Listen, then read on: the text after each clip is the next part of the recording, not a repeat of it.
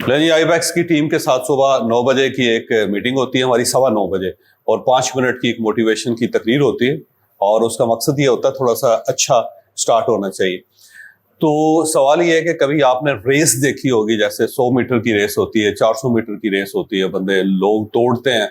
और marathon marathon तो बड़ी होती है जिसके अंदर ज्यादा लोग दौड़ते हैं, लेकिन ये छोटी रेसेस होती हैं, 100 मीटर की होती है, 400 मीटर की होती है, आपने देखा होगा।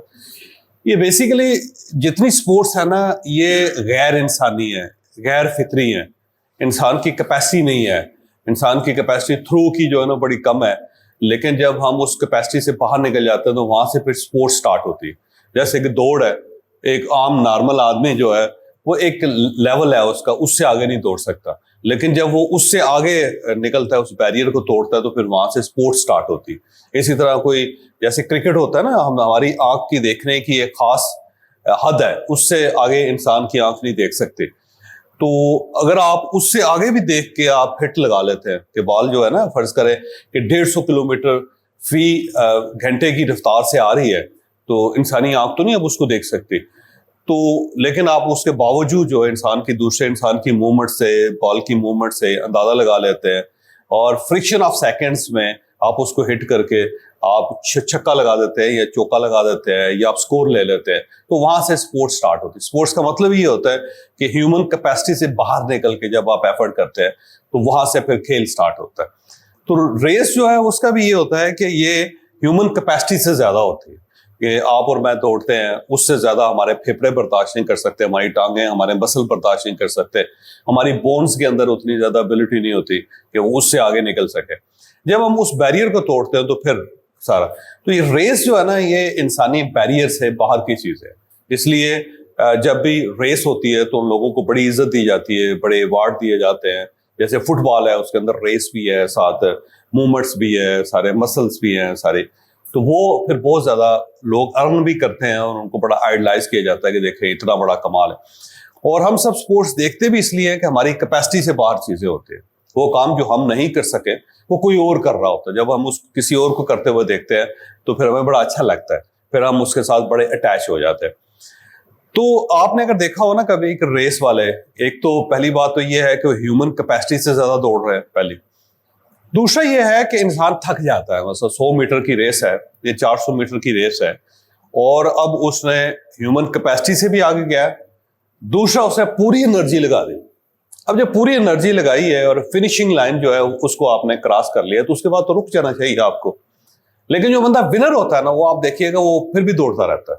यानी फिनिशिंग लाइन उसने क्रॉस की, क्रॉस करने के बाद एक तो ह्यूमन कैपेसिटी को पहले ही वो क्रॉस कर चुका है, जो हमारी एबिलिटी थी, जो अल्लाह ताला ने हमें सलाहियत दी थी, जो हमारी एनर्जी थी, उसको उसने क्रॉस कर। दूसरा उसने विन भी कर लिया क्योंकि वो सबको पीछे छोड़ गया। जिन लोगों ने बैरियर तोड़ा था उन सबको भी पीछे छोड़ गया वो, और उसने फिनिश लाइन क्रॉस कर ली। अब क्रॉस कर लिए तो उसके बाद साइकोलॉजी कहती है, हमारी जो फिजिकल नीड्स है, हमारी फिजिकल एनर्जी, वो ये कहती है कि इंसान को रुक जाना चाहिए। उससे तो अब दौड़ ही नहीं सकता है ही कुछ नहीं, क्योंकि हमारे अगर एनर्जी खत्म हो जाएगी तो हम तो उठने के काबिल नहीं हो सकते। सुबह के वक्त आप उठते, एनर्जी नहीं है तो आप उठ भी नहीं सकेंगे। या किस कुर्सी के ऊपर बैठे हुए हैं, आपकी एनर्जी ड्रेन कर गई है तो आप कुर्सी से उठ नहीं सकेंगे, गिर जाएंगे। तो उस आदमी को गिर जाना चाहिए क्योंकि वो 3-4 बैरियर क्रॉस कर चुका है, अब तो उसके अंदर जान नहीं होनी चाहिए। लेकिन वो इसके बावजूद भी फिर इस लाइन को क्रॉस करते हुए भी आप देखें फिर भी दौड़ता रहता है। 100 मीटर फिर भी दौड़ जाता है और पीछे लोग तालियां बजा रहे होते हैं उसके लिए, वो दौड़।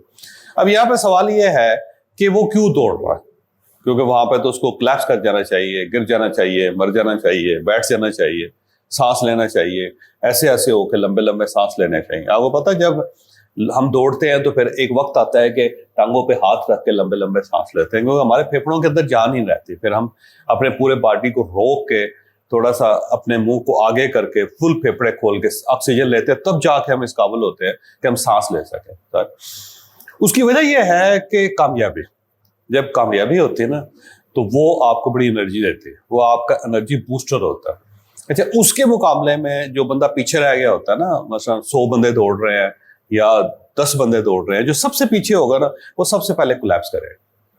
वो फिनिशिंग लाइन से पहले ही रुक जाएगा, रुक के ना वो देखेगा सब आगे निकल गए हैं तो वो टांगों पे हाथ रख के लंबे लंबे सांस लेगा। तो ये बंदा जिसके पास ज्यादा एनर्जी थी उसको तो उनसे बाद में और दौड़ते रहना चाहिए था। और वो आदमी जिसके पास अब एनर्जी खत्म हो गई है, उसको वहां पर रुक जाना चाहिए। ना दोनों के अंदर फर्क कामयाबी का है। जो लोग नाकाम हो जाते हैं तो उनका सांस जल्दी उखड़ जाता है, वो जल्दी मायूस हो जाते हैं, जल्दी रुक जाता है। और जो कामयाब लोग होते हैं, जो ही कामयाब होते हैं, तो फिर उन्हें दोबारा किक मिल जाती है, और वो जो किक होती है फिर उनको और दौड़ाती है।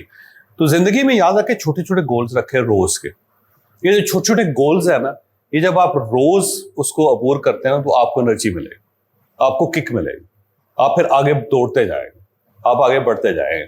लेकिन अगर आप गोल्स नहीं बनाते और वो गोल्स अचीव नहीं करते तो आपको फिर एनर्जी नहीं मिलती।